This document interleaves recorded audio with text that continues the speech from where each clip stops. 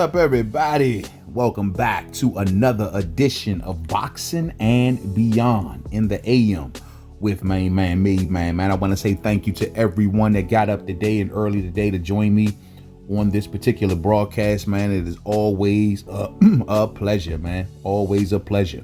Now, first off, I hope most of y'all done woke up this morning, gave thanks to your maker for seeing another day, another beautiful day, another clean sheet of paper to go out there and be great, to do something great, to right your wrongs. Man, beautiful time. Go out there and be that superhero today. But before y'all take on off, you know what I mean, before you put that cape on, come on through and rock out with the homie for a little bit and hit that thumbs up as you pull up, everybody. So yeah, man, it's good to be back here, man. Fresh off the birthday week. Y'all know I've been off celebrating my birthday. And once again, I want to extend a hearty thank you to everybody out there that showed some support, showed love for the homie for my birthday, man. Y'all really made me feel good this year. I am not going to forget it. And I want to say thank you. And just to kind of pay it forward just somewhat, y'all will definitely should be expecting to see me a lot more this week. It's time for us to step it up beyond the Thursday shows. We got to go a little further, fight fans. A lot of y'all who've been rolling with me, been used to me doing, at least a Thursday and a Sunday show. It's just that my schedule's been so hectic recently. And I decided to kind of pull back to get some things right. And now it's about time to come on back, man, and step it on up a little bit more visibility around the channel. So definitely be expecting that from me, man. You know what I'm saying? I'm doing the best I can with the few minutes of the day that we got, everybody. You know what I mean? So, but to pay it forward, definitely, I will be definitely showing up on the channel a lot more this week. So, just to say thank you, you know what I mean? Just to say thank you. So let's talk about some things, man. So in this particular episode, we're going to do a little boxing talk first, right? I do want to continue to talk about boxing in some of these broadcasts. So we'll do boxing first, and then we're going to move on to the beyond. All right. So boxing first, boxing. Now, my main man, Terence Crawford. Salute to Terence Crawford. We know he got this upcoming blockbuster mega fight, history-making fight being lined up for this September. We know that news came out a little while ago that they moved the date from September the 12th to now September the 13th. However, venues, broadcasters, and so on and so forth is still kind of up in the air. Now, one piece of information that has came out in this ever-changing situation is the fact that now they got a new promoter. Turns out that look like Dana White will not be promoting this particular situation. Word is that on that Saturday there's a UFC event, so chances are, Dana White he's choosing to go back, rock out with the UFC instead of doing the boxing thing. It could be. I don't know that for sure, but it could be. And so they're now talking about some company named Sila is going to be promoting Crawford and Canelo. And this company Sila seems to be based out of Saudi Arabia. So folks are looking at this like it is. Here's another situation where Turkey kind of wants total control of something. And it's like, dang, bro, he just want total control. And I've been telling y'all, listen, this is Turkey's baby. This is the situation that he brought to fruition. It was hard to do. It took a hell of a lot of money to bring to fruition. And I'm sure that's probably the reason why he's probably shopping this around to get the better deal, because it cost him and his country a hell of a lot of money to put this fight on. There's rumors circulating that Canelo Alverez is going to make north of $150 million. I don't know exactly what Bud Crawford is going to be making, but I'm sure that number is going to be up there as well. And so Turkey's fought hard to bring all of this together, despite a lot of fans not believing or whether or not it was going to actually happen. Canelo even resisted for a while. We just didn't know where we were going to end up. And so now Turkey has total control. He used his resources. He pushed this through, and it looked like we're heading towards this fight in September. Now, this Sila, my thing is, look, if people looking at it like, yo, man, why does he got to have total control over everything? The promoter, this, he's paying his money. You know what I mean? That's first and foremost. What he's paying for it, he should be able to do anything that he wants to do with it. That's A. But B, it's not, to me, a big deal. You know what I mean? Yeah, it could be some sort of, is he violating the Muhammad Ali Act, blah, blah, blah. Like, we've been down this road before with Premier Boxing Champions. This is the exact same setup, if you ask me, where Al Heyman and PBC have used their in-house promoters that are said to cater towards Al Heyman. And, you know, it works that way. Of course, Al Heyman being a manager and advisor cannot be a promoter, right? At the same time, that will violate the Muhammad Ali Act.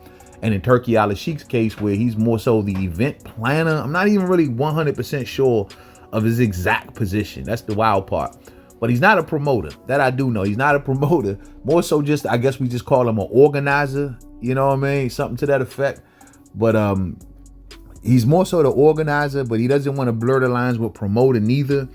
And so, my guess is this is one of the reasons that he's doing it. I mean, yeah, he may have control over CLA or may have more control with them than anyone else. But like I said before, this has been going on. This has been going on forever with PBC. This is a normal thing.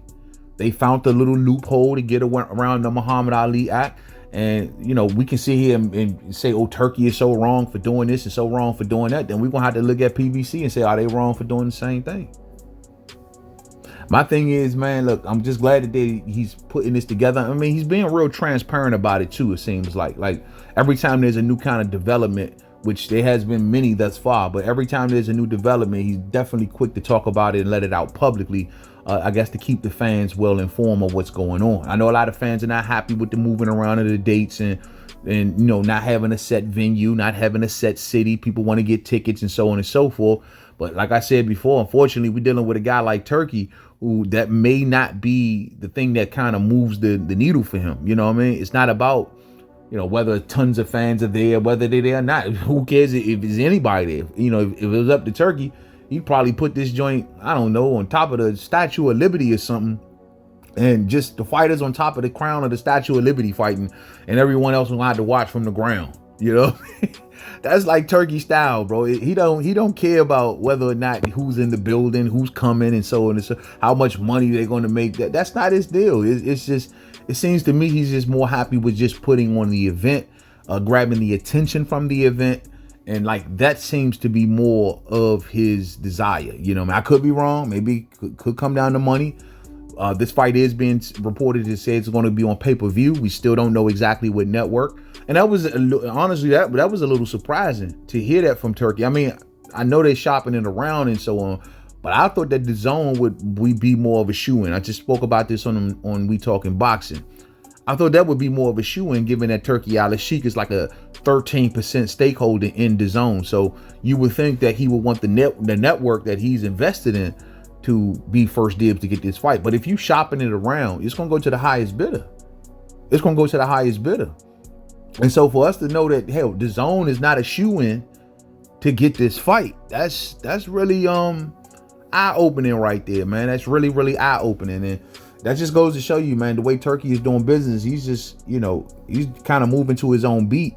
But most importantly, it's like that to me shows even more clear evidence that he is shopping this around. So you got to ask yourself, which venue is going to come with the bigger site fee, right? Because site fees are a real thing for those who don't know. Yeah, the promoter or the organizers of this particular situation can get paid a hefty amount of money from said venue that wants to host its fights. And then always the way that you may think, where the promoter or the fighter has to pay the venue to hold the event. No. In a lot of cases, if a fight is big enough and it's going to attract enough attention and people, then said venue would then go to that promoter and say, hey, do you guys want a site fee? We'll pay to bring it here. I mean, there's some talks about Jerry, Jerry's World, maybe down in AT&T Stadium in Texas. There's talks about spots in LA. There's talks about spots along the East Coast. I mean, is this going to be like, I guess, who wants this fight the most? I mean, who's really willing to probably, pay the good site fee to get Canelo Alverez and Terence Crawford, which could possibly be the biggest fight. I believe it's going to be the biggest fight of the year. The only one that's going to probably rival it is Gervonta Davis and Lamont Roach thus far. But I mean, for a fight of this magnitude, that's going to do well in the pay-per-view department, I believe. I think it's going to do well at the gate. And it's going to be a full house, no matter what venue holds it. The question is, which venue want this joint? Which venues want this joint? So I'm they're shopping it around. They're doing it. A fight of this magnitude, it takes time, everybody. I remember with Crawford and Spence when they were kind of putting their thing together. And the thing is that you remember when dates were all over the place, and even Floyd Mayweather used that as a bit of a clout chase to a certain degree, and he got involved in what date you say? What date you say? No, it's not that date. I know the date. I know exactly when the date is on. There was just rumors going around left and right. They was proving Mike Coppinger wrong every time we turned around, and these type of things, that was a huge fight. That was a huge deal. And so, of course, it's going to be on again, off again. And maybe they found a better deal, or someone is willing to pay more money, or anything. You know what I'm saying? Things can go, left and right with situations like this. And everything got to kind of line up just right for a fight of this magnitude. So there's going to be some sausage making. There's going to be some, maybe some on again, off again stuff. I mean, stuff like it should be expected once again for a fight like this. You feel me? So I'm down to be patient in this case. And I'm down to just kind of sit back, wait and see what they kind of cook up, man. As long as we get in the fight September the 13th, they can put the damn thing on Mars Fight Fans. I don't care who's promoting it. I don't care what network got it. I don't care what venue shows it. I would definitely throw my hat in the ring and state that, hey, listen, I would love to see that come on out here to the DMV. You know what I mean? I got to put my 2 cents on that one.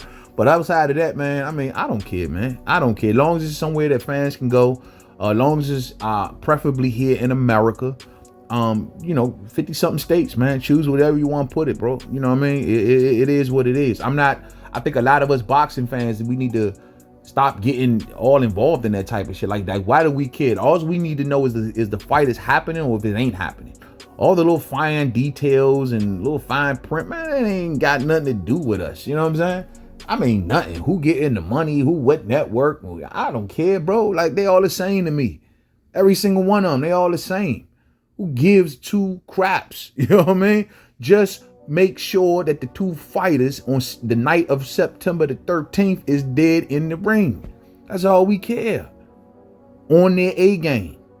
And I got Canelo going night, fight fans. Going night. So that's been some just recent developments when it comes to Crawford and Canelo, man. Look like we got a new promoter in Sila Promotions, And look like we still don't have a certain date. A certain venue or city as to where this is going to go, or even a broadcaster, according to Turkey's recent tweet. So we're going to all sit back and wait, let them put it together, have some damn patience, chill on out, and let's see what they kind of cook up. All right, let's keep it pushing. All right, let's move to the beyond. Now, to all of my boxing fans out there, this is where we're going to get a bit deep. We're going to go off the beaten path a little bit. We're going to go down a whole nother direction. So I'm just giving a heads up right now. Okay. This is where the boxing talk ends. So let me say this. Now, I did a recent video. We talked about, the origins of humanity and everything. We went down the whole evolution tale, and we went down different origin stories, and we were basically proved in that stream was most origin stories start off with something divine being inside of you, right? I mean, no matter which one you look at. And the interesting thing about that video is that I'm not going to say the name of the person, but someone left a very, very interesting comment. And they say, hey, man, could you talk about the book of Enoch? The book of Enoch. Oh, wow. And it's very coincidental because the other day, right, I'm in the grocery store. I'm doing a little grocery shopping. And so I overhear two of the workers, two little young dudes, you know what I mean? They in the aisle, they just kind of talking all loud so you can kind of hear their conversation. One of them was like really, really excited. And the thing that he was talking about, get this, was the book of Enoch. And he was just going off, man, just like rambling all of these things. Man, no, that's not it. That's not how that happened. See, the book of Enoch said that this happened instead and not that. See, you going by Genesis, and this is what Genesis told you. No, this is the book of Enoch, and they said that this happened, that happened, and this happened. And I was just listening to him, and the first thing that hit my mind was I remember when I was his age, and I found out a bit of something new and how I reacted to it. And it really reminded me, that's how I was as a child. When I would discover something new and I just be like, oh man, I just get really excited, want to talk about it, want to share it with people and stuff. And, you kind of got that youthful energy about it. You know what I mean? So let me just say, man, for all of the young folks out there that's discovering all of these ancient writings or maybe old writings that have not been in the mainstream over time, and you're just discovering them outside of the normal things that we know that are in the mainstream, such as your Bible, your Quran, or whatever you is that, walk of faith that you come from. And so now what's starting to happen is that, I guess, with the rise of the internet and the information age and all of that, people are now starting to learn more and more about the past and starting to put little things together. And so we'll start right there. That's one of the things that I like to talk about, when it comes to things, spirituality, things and stuff, is things like the Book of Enoch. The Book of Enoch is really, really interesting, man. I read that book back when I was a kid. For those who don't know, the Book of Enoch is a book that speaks about the relationship between mankind and different heavenly beings and so on and so forth. And this book was found as part of a collection of different sorts of books, a whole collection of books known as the Dead Sea Scrolls. These books were discovered back in the 40s. And, a lot of people are starting to learn more and more about it. And let me tell you, man, when I first honestly had an introduction into the Dead Sea Scrolls and all of this collection of books or whatnot, when I made my introduction to it, I was a kid, and I'll never forget how it even went. I have a cousin, man, and my cousin named Carlos.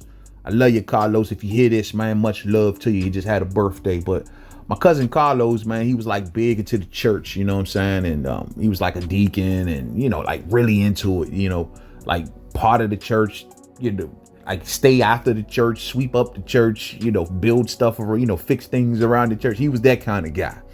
And so, me being a little knucklehead, him being the light of the family back then, he would attempt to, take me to church and just, get me out of my environment, get me off the street and so on and so forth. And so I would always kind of kick it with him, man. And so every, few weekends here and there, I go over there, spend time with him, and, he'd take me to church. And well, anyway, to make a long story short, he had this table where he had all of these books, like all over the table, different books, different religious stuff and stuff like that. So I was heavy into reading when I was a kid. That's something a lot of people don't know. I was really heavily into reading. I can rip and run in the streets, cuss and fuss, fight, all that stuff. But then when I would go home at night without no one knowing, man, I would have a collection of books under my bed. I would read. I had a thirst for knowledge as a child. I've always been that way. I've read the Bible from cover to cover. I just had a thirst for knowledge. I don't know what it is. I'm still that way to this day. I'm still that way to this day. It's just, I had a thirst for knowledge and I just soak it all up like a sponge. So anyway, so on this said table, when I'm over his house one weekend, and we just kind of, and it's time for us to get, for him to take me home. So I get up and I'm getting ready to walk out the door, and I never forget, the table was like right by the door. And I remember glancing down on the table, and there was this one book that just stood out, and it was called the Book of Eden. And so I was like, wow, that's different. Never. And then it was like the Book of Eden plus Lost Books of the Bible. That was how the book was titled. The Book of Eden and the Lost Books of the Bible. So I was like, wow, that's deep. Let me see what that's about. Lost Books of the Bible. And I remember taking that home and reading it from cover to cover. And that was really my introduction. That got me started to going down through the Dead Sea Scrolls, going through the Nag Hammadi library, and so on and so forth. And I just started to read these things. And when I initially read them, I was just like the kid in the grocery store. I was just like, wow, I found something new. I didn't know that these stories existed. It really added another layer on top of my thinking. And it made me go, well, why was not some of these books included, which then started a whole journey as to the reason why these books were set aside by the Dead Sea, and why they were not included into the books of the Bible. So let me just start here. So to everyone, first off, we'll get to exactly what the Book of Enoch is, but to everyone that may have read this book or any of the books from the Dead Sea Scrolls, I say to you, do not, because I understand how exciting it can be to find out a new layer of things, but do not take these things literally. What you are reading with the Dead Sea Scrolls is similar to what you have with any other book. It is a group of folks that have a certain type of belief or believing in something. And they use the stories in the book to spread the message of what they believe. You get it? That's what the Dead Sea Scrolls are. It's a collection of books that were opposite of some of the things that were coming out from early Christianity. Now, what historians and scholars believe that these books come from a group of Jewish, I'm gonna see what's the word to use to describe them. I would just say of a Jewish group, all right, called the Essenes. Now, for those who don't know, in the days of Rome, right after Christ supposedly walked the earth, in Judea, when Rome ruled the world, there were different groups inside of Judea. 4 that comes to mind. One being the Pharisees. These were temple dwellers. Another being the Sadducees. These were temple dwellers, but they served the temple in a different manner, and they were much more friendlier to the Roman Empire. Then you had the Zealots.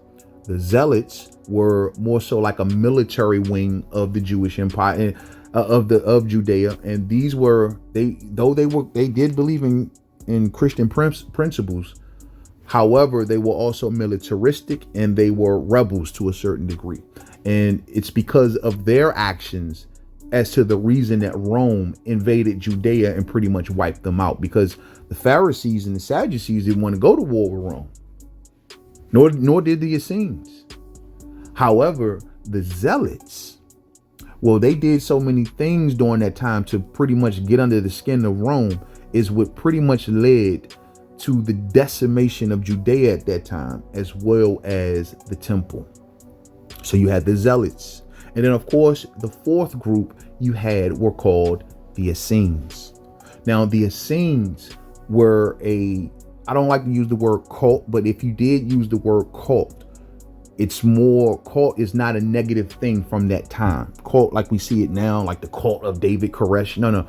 It back then the word cult was seen in a positive light. So I'll just say they were a group, and their beliefs originate mainly from a mixture of Judaism, a mixture of Zoroastrianism from Persia, when the Jewish folks were ruled by the Persians, and of course Platonic thinking, which comes from, of course, you named it, you guessed it, Plato.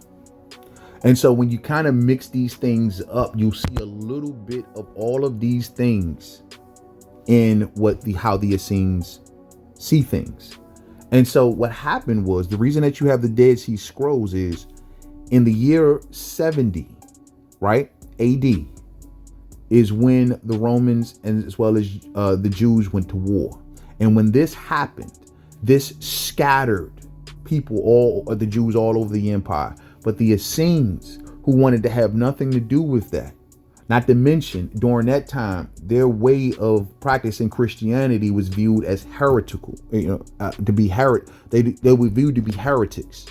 And so, at that time, to be classified as a heretic was not a good thing.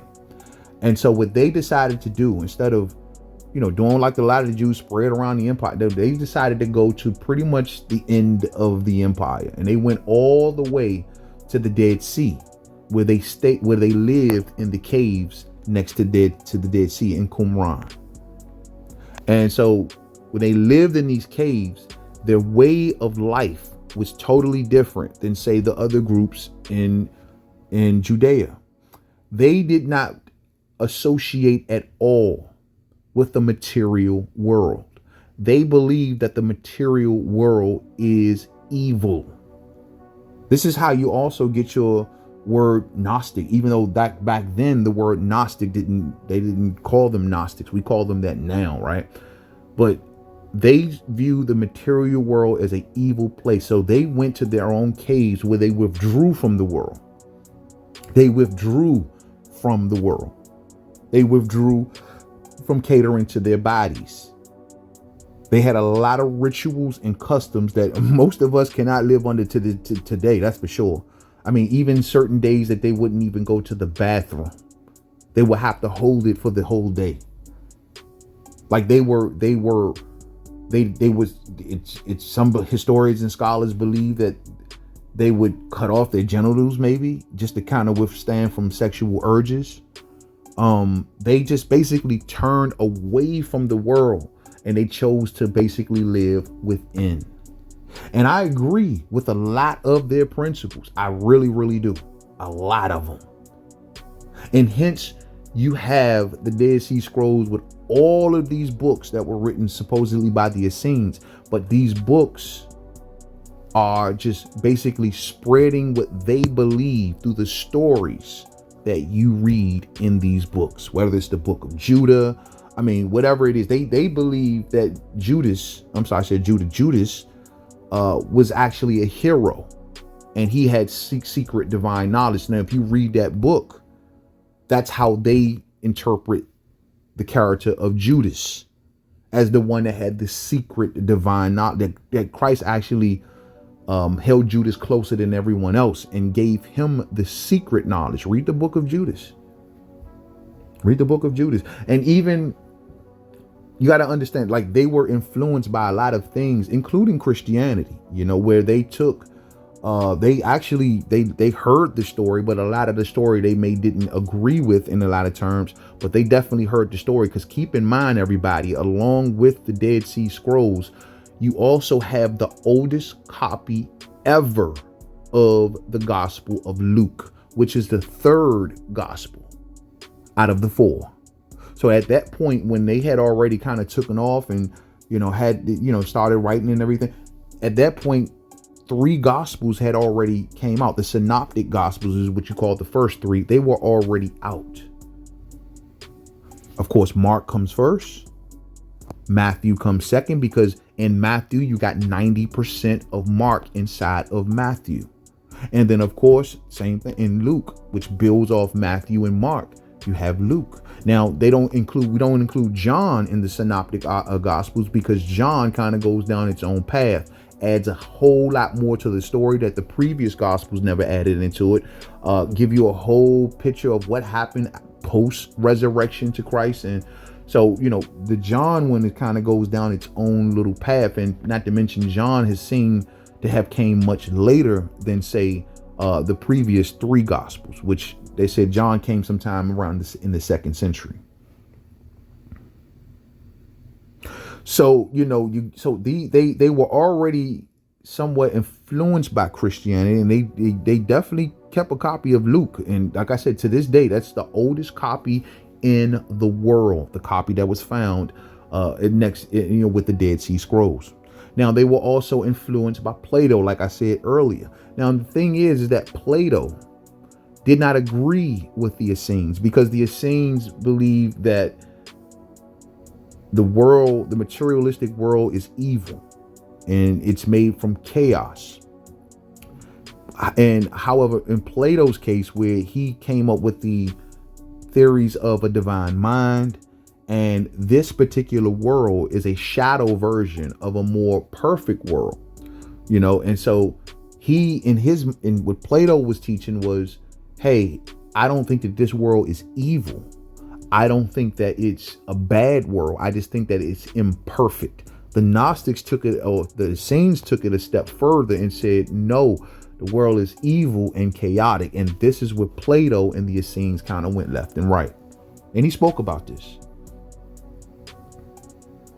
They were known to, in the earlier days, to be part of these mystery schools, and a lot of things that were learned from the Persian Empire. Remember, the Persian Empire is the ones that introduced duality to the Jewish people, meaning that duality means good and evil, right? Something has to be good, because in the before the Jews got with Persians, what they believed was that God was the God of everything.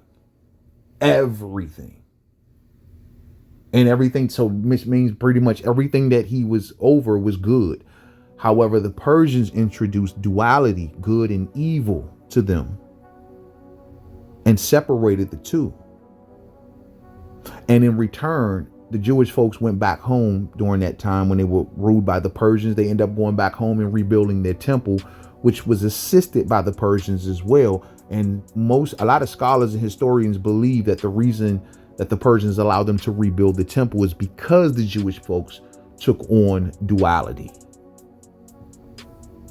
So, you have all of these influences. And once again, they were also really mystical people. They stayed to themselves. They live within themselves. And when you get down to their writings, well, then you have their writings, just like, once again, any other walk of faith, pretty much echoing exactly what they believe.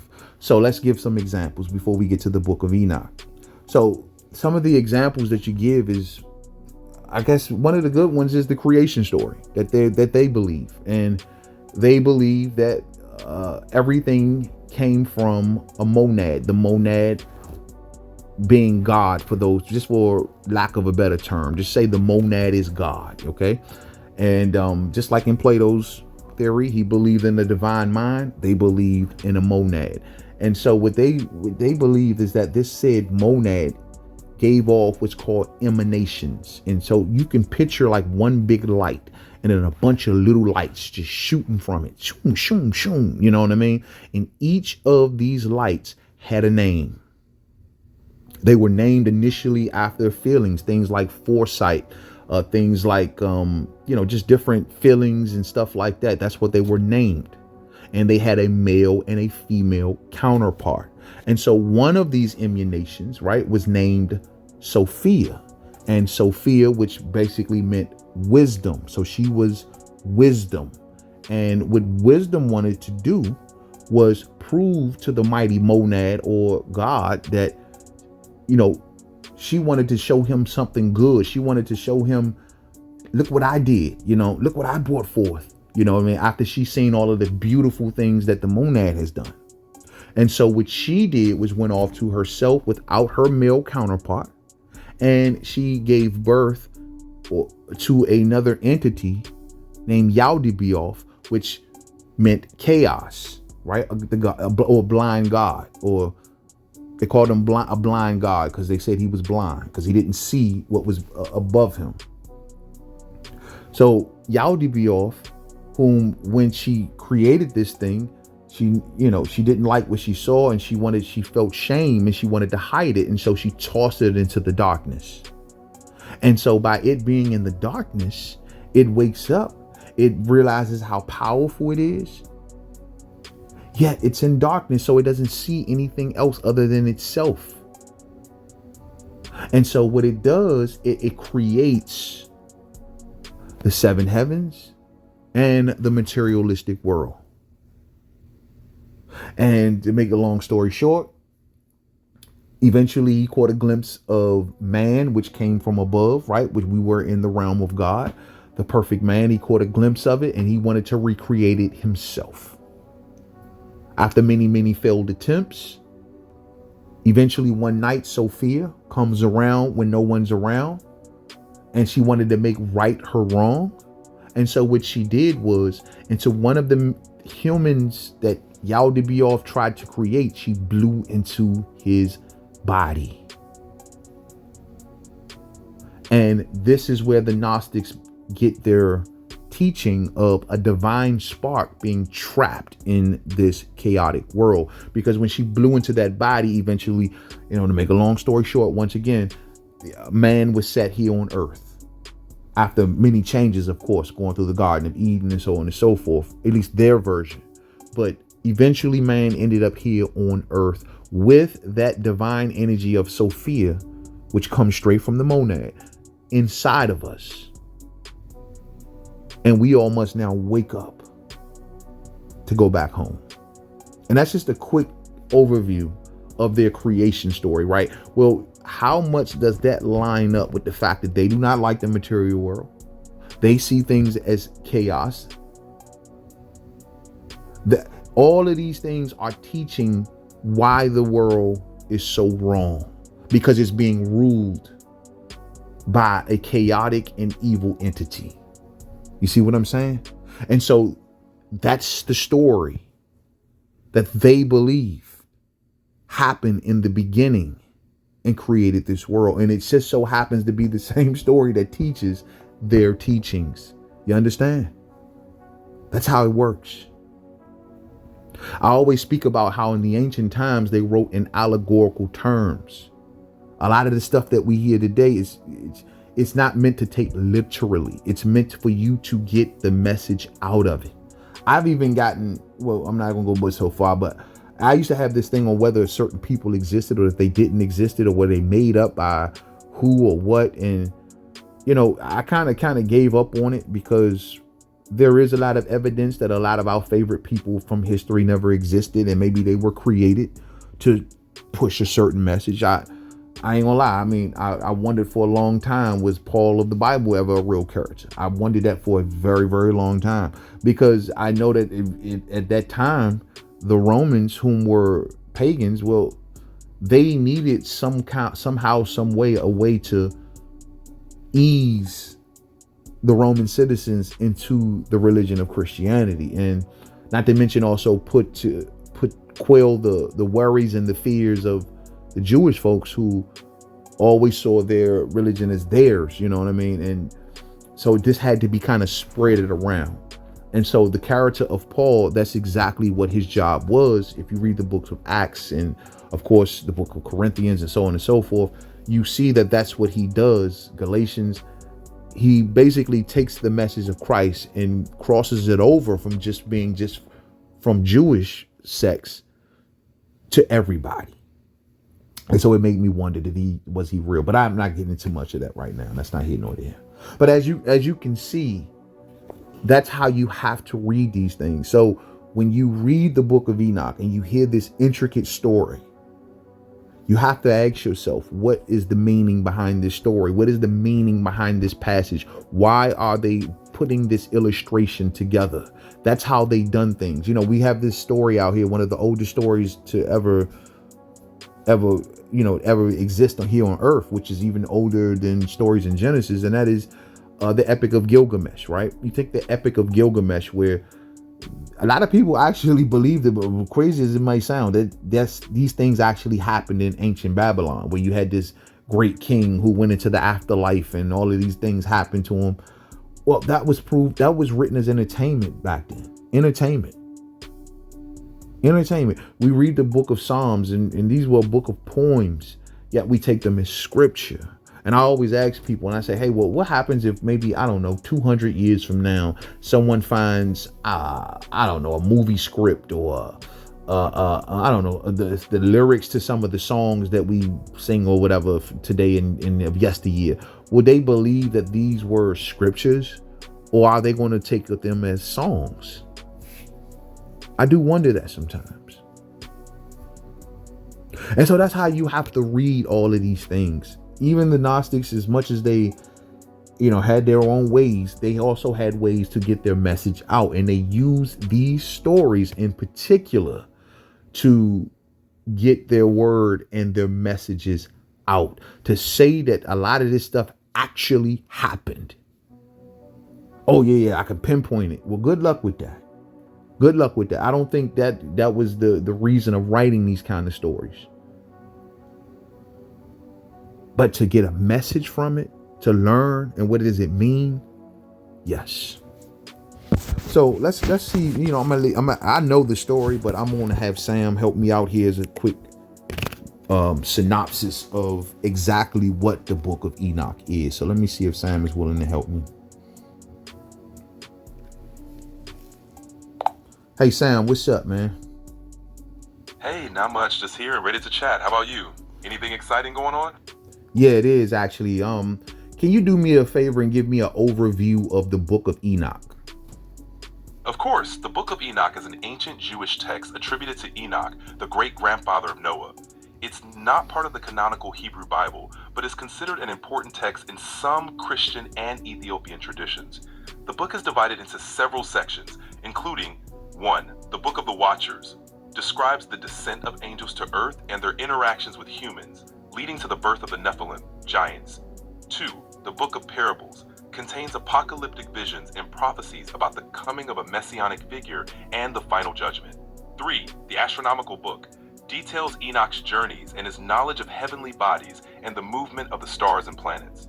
4. The Book of Dream Visions presents Enoch's visions of the history of Israel from the time of Adam to the Maccabean Revolt. 5. The Epistle of Enoch, a collection of moral exhortations and wisdom literature. The Book of Enoch is fascinating because it offers insights into early Jewish thought and provides a backdrop to some New Testament ideas. Anything specific you'd like to know more about?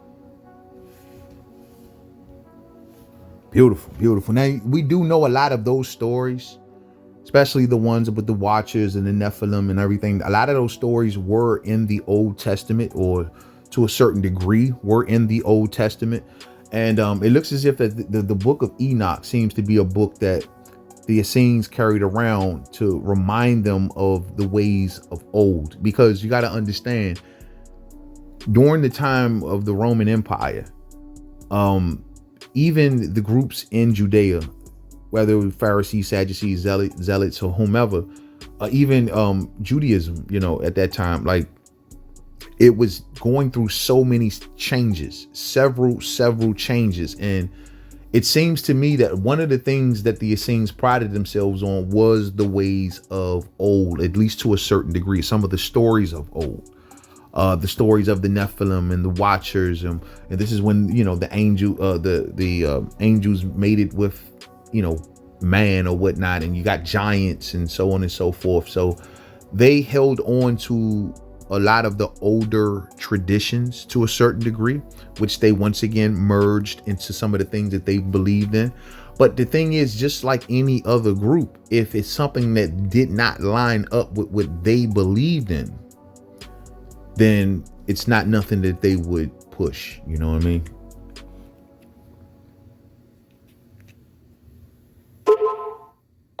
So, hey, Sam, let me ask you this. What reason would the Book of Enoch, what reason would it interest the Essenes, given that it was found with the Dead Sea Scrolls? Hey, great question. The Essenes were a Jewish sect known for their strict religious practices and emphasis on purity. The Book of Enoch would have been of interest to them for a few reasons. 1. Apocalyptic themes. The Essenes had a strong interest in apocalyptic literature, which often focused on the end times, divine judgment, and the coming of a messianic figure. Central themes in the Book of Enoch. 2. Angels and heavenly beings. The Book of Enoch elaborates on the roles of angels and their interactions with humans, which would have resonated with the Essenes' beliefs in angelology and their emphasis on spiritual purity. 3. Community and ethics. The ethical teachings and moral exhortations in the Book of Enoch align with the Essenes' values of communal living, strict adherence to religious laws, and a focus on living a righteous life. So, finding the Book of Enoch among the Dead Sea Scrolls suggests that it was a significant text for the Essenes, reflecting their spiritual and theological interests. Anything else you're curious about? So, as Sam has just got finished telling you, see, they catered to that Book of Enoch, which they wrote, but used a lot of the stories of the olden times because these are the things that they were attracted to. Now, there's a lot of things from the Old Testament that they don't subscribe to, but you won't hear them speaking about that. You see what I'm saying? And so the Book of Enoch is their version of what may or may not have happened to Enoch during that time, because the Bible speaks about Enoch, but it doesn't go into nearly the depth of that the Book of Enoch goes into. You know what I mean? But this particular part of it seems to be that, like, what happened with his story and everything, like, seemed to have been added on.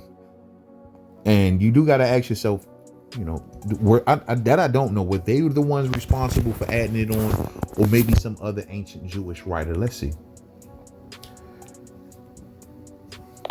So, Sam, we know about the character Enoch from the Bible. Now, it doesn't get well into his life like the Book of Enoch does. So I have to ask, who wrote this said book? Did the Essenes write this book, or was there another ancient writer? Great question. The authorship of the Book of Enoch is traditionally attributed to Enoch himself, but scholars believe it was written by multiple authors over time. It's thought to have been composed between the 3rd century BCE and the 1st century CE. The text was likely compiled by various Jewish groups who were interested in Enoch's visionary experiences and teachings. While the Essenes are known to have valued apocalyptic literature, and some of their texts were found among the Dead Sea Scrolls, they are not believed to be the sole authors of the Book of Enoch. Instead, it reflects a broader range of Jewish thought and traditions from that period. Okay, so that makes more sense then. So I'm glad to get that answer straight. So the Essenes did not write it, but this, according to Sam, he believes that this happened over the course of several Jewish writers. And he stated that this has been dated from 3rd BCE to the year, I think he said the first year CE. So that's 400 years or so. So that's a lot of time for just to kind of write a few books or whatnot. So, I mean, that just goes to show you, it's just these are the things that they liked, or they kind of cherry picked to a certain degree. Even like I told earlier, their way of thinking kind of somewhat lines up with Plato. However, they didn't adopt everything that Plato thought and felt, but just certain parts. You know what I mean? Certain parts. So, you know what? Maybe Sam can kind of explain this a little bit better. Hey, Sam, why didn't Plato like the Essenes or the Gnostics? What were the differences? Hey there. Plato lived long before the Essenes or Gnostics, so he didn't directly comment on them. However, we can explore the philosophical differences. 1. Plato. Plato emphasized the world of forms or ideals, suggesting that the material world is a shadow of a higher, unchanging reality. His philosophy focused on reason, ethics, and the pursuit of knowledge. 2. Essenes. The Essenes were a Jewish sect known for their strict religious practices, communal living, and emphasis on purity. Okay, so I worded that wrongly, Sam. You got to be literal with him. He's right. The Essenes did not exist during the time of Plato. They were under they wasn't calling themselves the Essenes at that time. So let's see if we can re-summarize this. Okay, Sam, so let me ask you this. Why did not Plato agree with the Gnostics' thought? Hey, Plato's philosophy and Gnosticism have some significant differences. Here's a quick breakdown. 1. Plato. He believed in the existence of a higher realm of forms or ideals, where perfect versions of everything exist. For him, the material world was an imperfect reflection of that higher reality. Gnosticism. Keep going. Plato's philosophy and Gnosticism differ in some key ways. Plato believed in a higher realm of perfect forms or ideals, which he saw as more real than the material world. For Plato, knowledge and truth come from understanding these ideal forms. On the other hand, Gnosticism emphasizes a dualistic worldview where the material world is seen as flawed or even evil, created by a lesser deity. Gnostics believe that true knowledge, gnosis, comes from transcending the material world and realizing a higher spiritual reality. So, while Plato focused on ideal forms and reason, Gnosticism highlighted the need to escape the material world to achieve spiritual enlightenment. So yeah, basically what I was saying earlier, Plato believed that the world above was a perfect world. Perfect forms is what he called it. Perfect forms. And this world was just an imperfect world. However, the Gnostics believed this as being a chaotic and evil world, once again, created by a lesser deity or entity. So that caused major differences between Plato and the Gnostics at the time, even though they wasn't calling themselves the Gnostics. But hey, you know what I mean? So that's just kind of how that kind of goes. And so that just lets you know, man, that like when y'all reading these books from the Dead Sea Scrolls, whether it's the Book of Enoch or any other books for that matter, you know what I mean? Remember, these things are written in ways that you get a understanding and a message, not that they may or actually like happened. You know what I'm saying? That's the way that these things were to be read. That's the way that they wrote back in those days. They would even do a thing with writing, because you know writing has evolved in many ways throughout a time. And so what they were used to do, they used to create what we call now a straw man. That was the way of writing back then. They would create a character, and this character would embody everything that they believed in. And so they will write stories from this character that embodied everything that they believed in. You know what I mean? That's how it was. That's just how it was.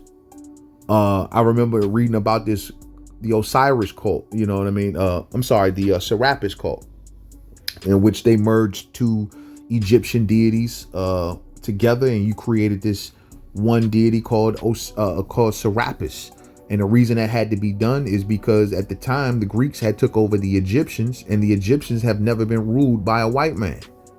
And so in order for that man to get through to the people, they created a deity named Serapis. And this deity, now he can control the people through this deity. Some believe, I'm not saying I'm one of them, I'm just saying some believe that this is exactly also what the Romans did by creating Christ. They learned it from the country that they had just conquered in the Greeks, and how it worked out great with the Egyptians. And they chose to do the exact same thing, not only for the Jewish folks, but for the Roman Empire, and to unite the empire as a whole. And so these are the type of things you got to think about, everybody. I know it's very exciting, and I'm not going to ever like say, hey, don't be excited to learn things. I'm just telling folks and warning folks to learn them with the right eye, the right ear, and the right brain. That's all I'm saying. That's because it's easy to get out here and to get into debates with people and arguments with people. This happened, or that happened, or this happened, that happened. When all along, none of it happened. But you missed the entire thing. Because guess what? There was a message there that you were supposed to get. Once again, going back to the creation story, they wanted to teach you why in this world was so evil and corrupt, why you should not be part of this materialistic world. That's what they believed. And they wanted you to understand why. So they created that story. That's all I'm saying. That's all I'm saying. As for the book of Enoch, though, they didn't create that story. This was written by several writers over time. But this embodied some of the ancient thoughts and traditions of old, which they were much more comfortable with. And Sam just gave you a whole reason as to why. So that's how you got to read this stuff. So I'm gonna leave it here. If y'all want to if you want to start to get more into these books, like we actually tell the stories and we go with the stories, we can do that. Just let me know in the comment section. We can definitely do that. We can go through several books in the Dead Sea Scrolls. But I don't want to offend nobody. I just want to put things into a certain perspective, and that's it, and that's all. So, man, the Book of Enoch is something to read. It's a great read, man. For those who have never read it, go and you can easily find a copy here online. You can just Google it. You can read it. They got websites that got it. You know, you can even listen to the audio book of it. You know what I mean? If you've never listened to it, it's fascinating. And you put that from the knowledge that you've known from the Old Testament of the Bible, and it goes even further. It's like a even further story. You know what I'm saying? It's almost like when I used to play the video game Scarface. Like, remember the movie Scarface, right? You know, it had the movie and he ends up, you know, in the end of the movie, he checks out.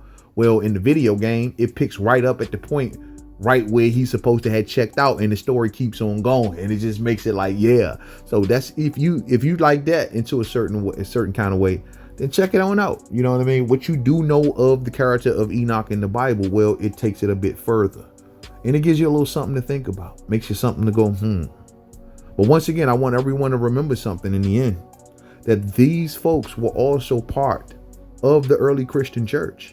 This group, this was a way of thinking. Remember, in the early Christian church, there were many different churches and many different ways of thinking. The religion didn't all the way form yet. And so there were a lot of beliefs in the early days that no longer stand today and are viewed as heretical. But how are they viewed as heretical when this came down to the decision pretty much of one guy, one bishop, and the mighty, mighty power of Rome? So with that being said, everybody, y'all going out there, man, and have a great, blessed, and wonderful day, man. You know what I mean? I want to say thank y'all for kicking it with me for a little bit, man, early in the AM. Hopefully I got you to work, gave you a little something to think about, you know what I mean? And that's how we like to do here on Boxing and Beyond in the AM, man. Yeah, I think we will eventually kind of go through some of them books, go through the Nag Hammadi library, Book of Enoch, yeah, the Book of the Watchers. Yeah, I like all of that stuff, man. I mean, it's been a while since I kind of went through it, but I still kind of remember a lot of that stuff like the back of my hand, man. And it's all great, fascinating reads. It's always good to kind of add another layer on some of the things that we already kind of have ingrained in us, you know what I mean? And a lot of folks are finding these books, and for those who are actually reading it the right way, they are getting the messages that these groups were trying to send. Hey man, salute to y'all, because that means that you have a higher understanding than most. For you to say, you know what, I know that these things maybe actually didn't happen, but what are you trying to tell me here? Or you may say, well, maybe these things did happen. Who's to say that they didn't happen, man? You're right about that. Who's to say that? But I'm more in tune on how they were writing, who they were writing to. Things like that all kind of play more into the context. You know what I'm saying? And not to mention for recruitment purposes, because back in that time, you wanted to have the biggest cult out there, because the bigger the cult, the more money you made. So, and the more popular you were. So, I mean, my thing is, yeah, they could have kind of went above and beyond to a certain degree to kind of maybe go out and recruit more people. It could have been something to that effect as well. But either way you slice it, man, just read this with the understanding of knowing that there's a lesson that said author wants you to know.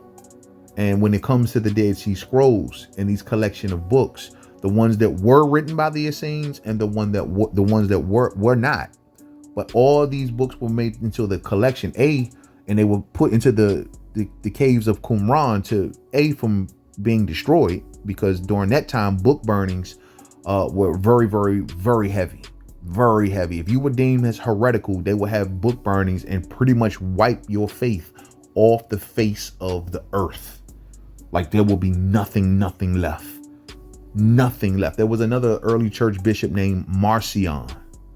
And Marcion was very similar to the Essenes in his belief, where he didn't believe that in the Old Testament, he believed that it was ruled by a lesser deity. And he believed that the New Testament with Christ was the real deal. You know what I'm saying? And in Marcion, who almost became the Bishop of Rome, and if he would have became the Bishop of Rome, his way of Christianity would have ruled the day, and not the way that Irenaeus, the bishop who was eventually the Bishop of Rome, and basically was in charge of deeming everyone else as heretical.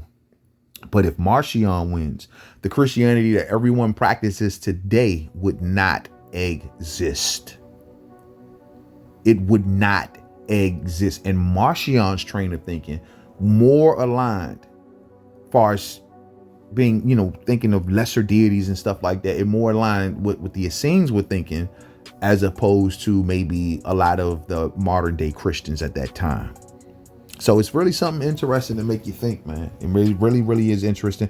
Marcion was also the guy, for those who don't know, he's the reason that the New Testament even got written, because he had his own version of the New Testament, which consisted of, I believe, 9 letters from the Apostle Paul instead of the 7 that we have in the book. However, 2 of them were deemed as forgeries, and they were not written by Paul. Also, Marcion, when we were talking earlier about whether Paul existed or not, he's the closest thing that you can have to maybe saying that Paul was real, because Marcion was definitely real. He was written about by different folks. Of course, he was written about in the book of the heretic, when they were describing all of the heretics and their beliefs and all of these things. So yeah, he was definitely mentioned a lot. And Marcion, his father, he says that his father was taught directly by the Apostle Paul. So when people ask the question of whether he was real, Paul was real, the number one evidence that you point to is the fact that Marcion was real. And he says that his father was a direct student of the Apostle Paul. That's what a lot of historians and scholars go to. And that's the one bit of evidence that a lot of people has been hard to get around. You know what I'm saying? So we'll talk more, everybody, man. Have a blessed day. Thank y'all for rocking out, man. Hopefully I enlightened y'all a little something, taught y'all a little something. And we can continue down this path as much as y'all like, man. Just drop it in the comment section, and that's what we do here, man. Tomorrow we'll have a whole nother set of toppings, man. Y'all come on and rock out with me on Boxing and Beyond in the AM. Thank you. Go out there, be that superhero. Let your supervisor know that you ain't up for it today. You here to change the world. And if you can't change the world, then he can send you home with pay. You know what I'm saying? With pay, everybody. All day. I catch up with y'all real soon in the next boxing stream as well. To the next video, man. Have a blessed day, everybody. Peace out.